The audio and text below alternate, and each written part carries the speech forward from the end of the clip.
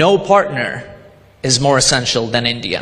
नए एम्बेसडर साहब जो है वो पूरी कोशिश कर रहे हैं कि मैं चीज़ों को ट्रैक पर लेके आऊँ. I come to this remarkable nation with profound respect and with a clear mission to take the partnership between our two great nations to the next level. बड़ी खबर आपको बता दें, भारत अमेरिका के बीच ट्रेड डील से जुड़ी बड़ी खबर है। ट्रेड डील को लेकर अमेरिका से हुई विदेश मंत्री की बात, मार्को रूबियो और एस जयशंकर के बीच फोन पर यह बातचीत हुई है। ट्रेड, रक्षा, ऊर्जा समेत कई अहम बिंदुओं पर चर्चा हुई है, जहां पर सदर ट्रंप की एडमिनिस्ट्रेशन ने पाकिस्तान को और खुसूसी तौर पर अपने फेवरेट फील्ड मार्शल को एक बड़ा झटका दिया है। सदर ट्रंप की एडमिनिस्ट्रेशन ने 75 कंट्रीज पर वीजा प्रोसेसिंग बैन लगा दिया है।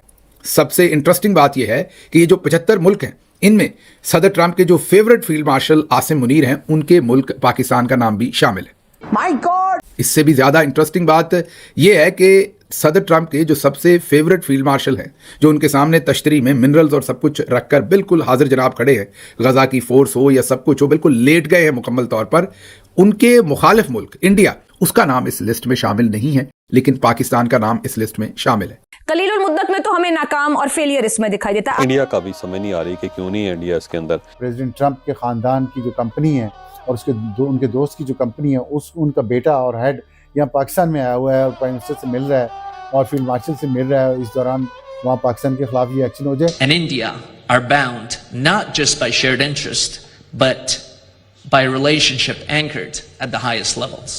लीडरशिप है अमेरिका की, उन्होंने दे हैव कॉल्ड, उनकी फ़ोन कॉल कन्वर्सेशन हुई है जयशंकर से, Marco Rubio. Real friends can disagree, but always resolve their differences in the end. आखिर उनके पास, उनके ऊपर तो ये दो बिगेस्ट पार्टनर्स हैं यूएसए के। जो चाइना है वो सबसे बड़ी इंपोर्ट मार्केट है फॉर यूएसए, और इंडिया सबसे बड़ी एक्सपोर्ट मार्केट है यूएसए के लिए। अमेरिकन्स ने ये कहा है कि इंडियन लीडरशिप है, उसको हम ये कह रहे हैं कि वो अमेरिकन लेड पैक्स सिलिका को ज्वाइन करे।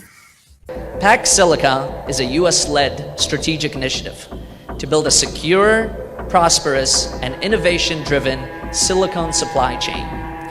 Today, I am pleased to announce that India will be invited to join this group of nations as a full member next month. देखिए, अमेरिका के पास इस खित्ते में इतना बड़ा प्लेयर कोई नहीं है इंडिया जितना। Americans, I urge you to please listen to this, share this, and understand that India's direction is a very good direction.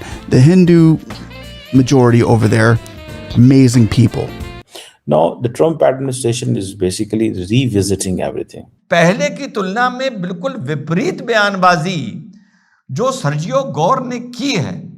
देखिए, इस वक्त जो सबसे बड़ा मसला ये ऑल्टरनेट की ही बात है। यानी डोनाल्ड ट्रंप वो कहीं जंग शुरू करना चाहते हैं, क्योंकि इसीलिए जगह जगह वो टैरिफ लगा रहे हैं। पूरी दुनिया का जो एक सिस्टम है इकोनॉमी का, उसको वो बदलना चाह रहे हैं। अमलन इसका नतीजा ये होगा कि खुद अमेरिका तनहा रह जाएगा। तो मतलब इंडिया ने तो सारे वेस्ट के मुंह पे थप्पड़ मार दिया, उन्होंने कहा पायन तुसी हमारा आपका ताल्लुक कोई आइडियोलॉजी पे नहीं है, हमारा इंटरेस्ट पे है, ये आप अपनी आइडियोलॉजी अपने पास रखें। हेलो फ्रेंड, जय हिंद। हिंदुस्तान स्पेशल न्यूज में आपका स्वागत है। जैसा कि आपने क्लिप में देखा, हालिया में नवनियुक्त अमेरिका के नए एम्बेसडर सर्जियो गोर ने एक ऐसी स्टेटमेंट दी जिसके बाद भारत और अमेरिका के संबंध कुछ हद तक सुधरते हुए दिखाई दे रहे हैं। उन्होंने कहा कि अमेरिका के लिए इस वक्त भारत से ज्यादा इंपॉर्टेंट पार्टनर कोई नहीं है। दोस्तों, ट्रंप चाहे अपनी एड़ी चोटी का जोर लगा ले, लेकिन वो भारत और अमेरिका के रिलेशंस को पूरी तरह खत्म नहीं कर सकते, क्योंकि अमेरिका के लिए इस वक्त एशिया में सबसे महत्वपूर्ण देश कोई है तो वो भारत है, क्योंकि भारत एक बड़ा मार्केट है और हम ही वो देश है जो आने वाले वक्त में साउथ एशिया को लीड करने वाले हैं। इसलिए अमेरिका ने भारत को पैक्स सिलिका में भी शामिल कर लिया है। सर्जियो गोर ने बताया कि ट्रेड डील को लेकर दोनों पक्ष गंभीर हैं और समझौते को अंतिम रूप देने के लिए प्रतिबद्ध है। उन्होंने कहा कि असली दोस्त असहमत हो सकते हैं, लेकिन अंततः अपने मतभेद सुलझा लेते हैं। इसके जवाब में भारतीय विदेश मंत्रालय ने कहा कि बातचीत 13 फरवरी 2025 से जारी है। कई मौकों पर डील काफी करीब पहुंची। भारतीय विदेश मंत्रालय के प्रवक्ता ने बताया कि दोनों पक्षों ने 6 राउंड की बातचीत सफलतापूर्वक पूरी कर ली है। चलिए आगे इसी टॉपिक पर वीडियो को देखते हैं। अगर चैनल पर नए हैं तो प्लीज चैनल को सब्सक्राइब कर लें और वीडियो को लाइक करके अपना विचार कमेंट बॉक्स में जरूर लिखें। दोस्तों,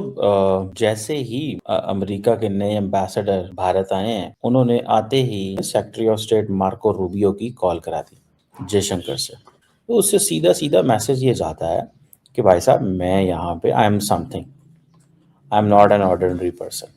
दूसरी चीज़ ये है कि इंडिया और अमेरिका के जो ताल्लुकात हैं उसमें अमेरिकन डू फील कि चाइनीज़ भी काफ़ी हद तक एंटर हो चुके हैं और इंडियन समझते हैं कि हमें we can't trust any more the United States, so we need to have new partners. बहरहाल अब क्या बात हो रही है, अब देखिए जो US secretary of state Marco Rubio ने बात की है, वो जो रीड आउट आया है अमेरिकन रीड आउट, उसमें पहली बात तो यह है कि जी हम इंडो पैसिफिक की बात करते हैं।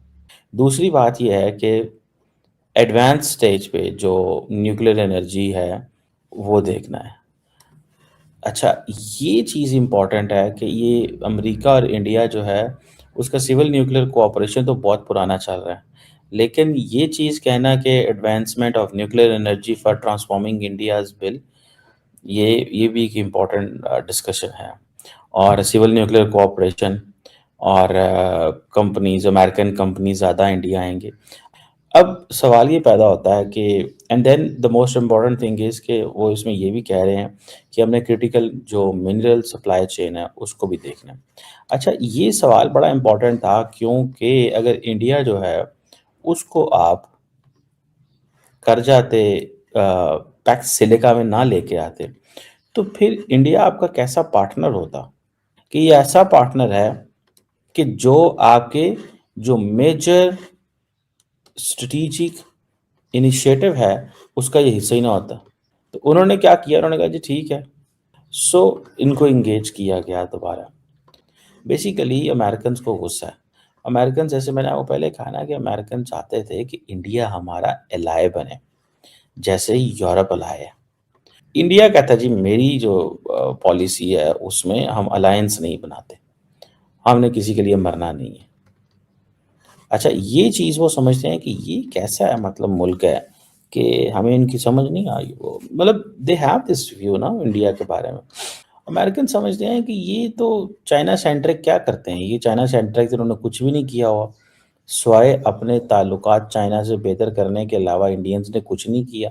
अमेरिकन ये समझते हैं। मैं just to let you know by the way, Indian leadership कहती है कि हमारी जो सारा जो नेशनल इंटरेस्ट है, हमारा जो डिफेंस के मामलात हैं या हमारी जो फॉरेन पॉलिसी है, that is not driven by, वो हम इस तरह ड्राइव नहीं करते जिस तरह ये कहा जाता है। हमारी कोई आइडियोलॉजिकल वो नहीं है, लिंकेजेस नहीं है। ये आइडियोलॉजिकल एंगल से हम नहीं देखते। हम कैपिटलिज्म, डेमोक्रेसी, इन चीज़ों को हम नहीं देखते। इंडिया तो बेसिकली फिर चाइना की तरह सोचता है ना, आइडियोलॉजी को अहमियत नहीं देते, हम तो नेशनल इंटरेस्ट को अहमियत देते हैं। ये सुनिएगा जरा। With regard to defense and security policy insofar as India is concerned. But look, our approach on defense sourcing is driven entirely by our national interests. And it is certainly not ideological, it is entirely driven by our interests.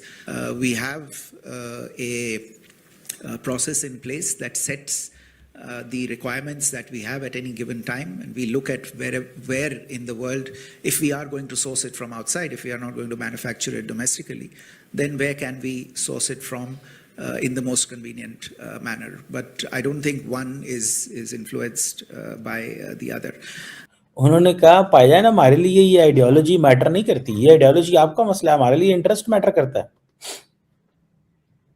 ठीक है, वो कहते हैं आप ideology को use करते हैं just for your national interest. तो मतलब ठीक है, आप करें, हम आपको मना थोड़ी करेंगे, वो ये कह रहे हैं। ये बड़ी इंटरेस्टिंग सिचुएशन है।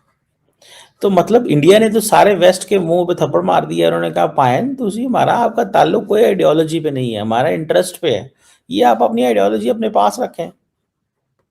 तो मुझे ये लगता ये है कि इन्होंने, इंडियंस ने उनको बताया है कि भाई आप जो है ना वो उसमें ना पड़े हमारे साथ। सो मैं इसे देख के वो जैसे कहेंगे अब जो समझाऊं, वो बड़ा क्लियर सा फ्रेमवर्क है यार, कि इनको what they need and what they want is कि इंडिया को हम अपने इंटरेस्ट में लेके आए। इंडियंस इस चीज़ को मानने को तैयार नहीं है, जो मुझे नज़र आता है। Now the Trump administration is basically revisiting everything. समझ रहे हैं बात? तो ये एक चीज़ है। बहरहाल नए एम्बेसडर साहब जो हैं वो पूरी कोशिश कर रहे हैं कि मैं चीज़ों को ट्रैक पर लेके आऊँ।